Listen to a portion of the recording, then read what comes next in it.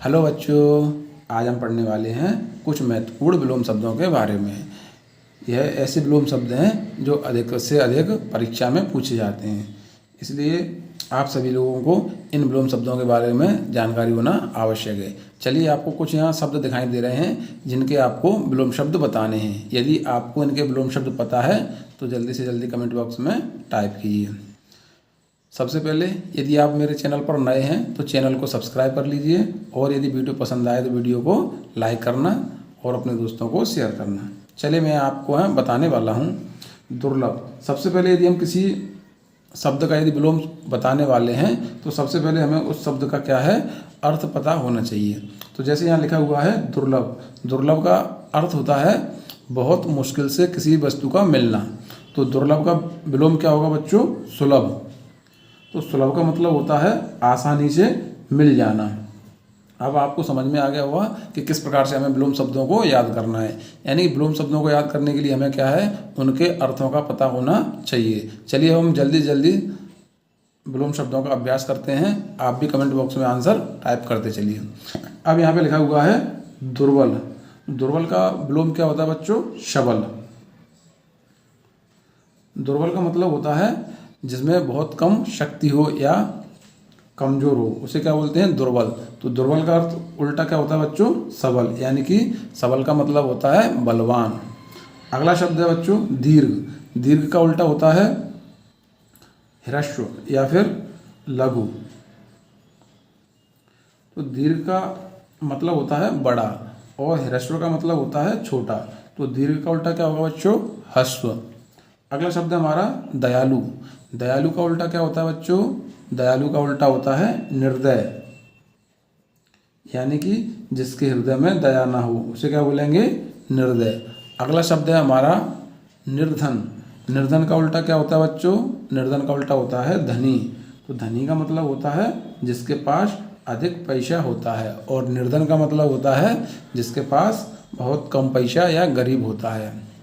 अगला शब्द है बच्चों नैसर्गिक। इसको आप याद कर लीजिए, यह बहुत ही इम्पोर्टेंट शब्द है। यह बहुत बार परीक्षा में आता है। यदि आपको इसका विलोम शब्द पता है तो आप कमेंट बॉक्स में टाइप कीजिए। नैसर्गिक का उल्टा होता है बच्चों कृत्रिम। मैंने अभी शुरुआत में आपको बताया था, यदि हमें शब्दों का अर्थ पता नहीं होगा तो हम इनका विलोम शब्द या कोई भी अर्थ नहीं बता सकते। तो नैसर्गिक का बच्चों अर्थ होता है प्राकृतिक।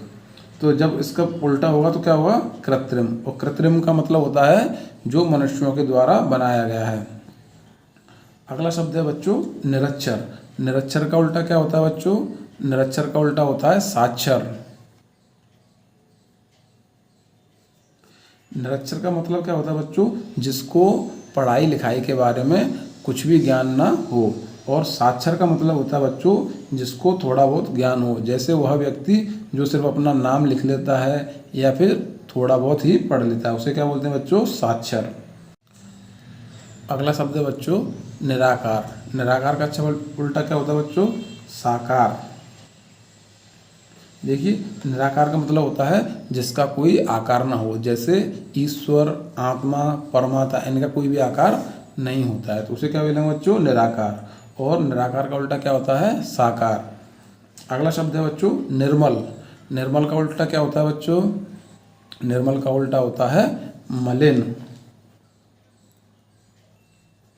अगला शब्द है बच्चों नूतन। नूतन का उल्टा क्या होगा बच्चों? पुरातन। अब यहाँ समझ लीजिए बच्चों, नूतन का अर्थ क्या होता है? नूतन का अर्थ होता है नया, और पुरातन का मतलब क्या होता है? पुराना। तो नूतन का उल्टा क्या होगा बच्चों? पुरातन। अगला शब्द है बच्चों प्रातःकाल। प्रातःकाल का उल्टा क्या होगा बच्चों? सायंकाल। देखिए, प्रातःकाल का मतलब होता है सुबह का समय, और सायंकाल का मतलब क्या होता है? सायंकाल का मतलब होता है शाम का समय। अगला शब्द है बच्चों प्रश्न। प्रश्न का उल्टा क्या होगा बच्चों? उत्तर। और उत्तर का उल्टा बच्चों क्या होता है? दक्षिण भी होता है। इसे आप याद कर लीजिए। क्या होता है बच्चों? प्रश्न का उत्तर का उल्टा क्या होता है? दक्षिण भी होता है। बंधन। बंधन का उल्टा क्या होगा बच्चों? बंधन का उल्टा होगा मुक्ति। देखिए बंधन का मतलब होता है बंधा हुआ और मुक्ति का मतलब होता है स्वतंत्र। अगला शब्द है बाढ़। बाढ़ का उल्टा क्या होगा? बाढ़ का उल्टा होगा सूखा। क्या होगा? सूखा। अगला शब्द है मौखिक। मौखिक का उल्टा क्या होगा? मौखिक का उल्टा होगा लिखित। मौखिक का मतलब है किसी को हम मुंह से यानी कि बोलकर बताना, और लिखित का मतलब है किसी को लिखकर देना। अगला शब्द है मित्र। मित्र का उल्टा क्या होगा बच्चों? आप जल्दी से जल्दी बताओगे और कमेंट बॉक्स में आंसर टाइप कीजिए। मित्र का उल्टा होता है शत्रु। अगला है मूक। मूक का उल्टा क्या होगा? मूक का उल्टा होगा वाचाल। मैंने आपको बताया विलोम शब्दों को याद करने के लिए हमें उसका अर्थों का पता होना चाहिए।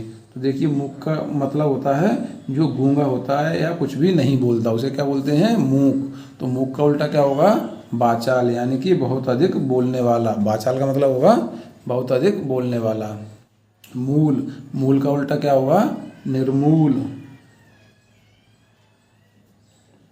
देखिए मूल का मतलब होता है जमीन से जुड़ा हुआ, और इसका मतलब होता है निर्मूल, यानी कि जिसकी कोई जड़ें नहीं हैं। अगला शब्द है मृत। मृत का उल्टा क्या होगा बच्चों? मृत का उल्टा होगा जीवित। और जीवित का उल्टा क्या होगा बच्चों? मृत। अगला शब्द है मृदुल। मृदुल का उल्टा क्या होगा? कठोर। तो मृदुल का मतलब होता है कोमल या नरम। तो कठोर का मतलब क्या होगा? सख्त या कड़क। यश। यश का उल्टा क्या होगा बच्चों? अपयश। आप भी जल्दी से जल्दी शब्दों को दोहराते चलिए और कमेंट बॉक्स में टाइप करते चलिए। अगला शब्द है ताप। ताप का उल्टा क्या होगा बच्चों? ताप का उल्टा होगा शीत। अगला शब्द है तम। तम का उल्टा होता है आलोक। क्या होता है?